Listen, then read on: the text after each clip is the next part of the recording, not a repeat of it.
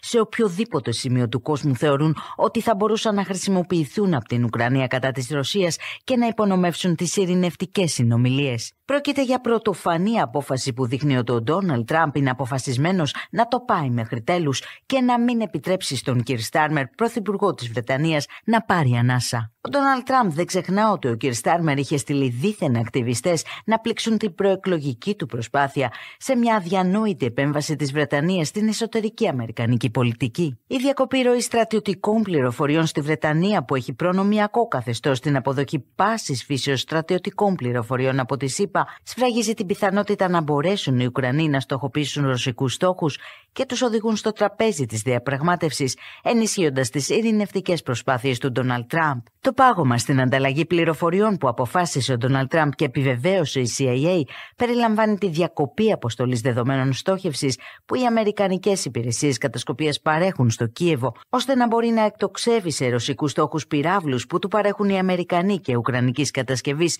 μη επανδρομένα αεροσκάφη μεγάλου βεληνικού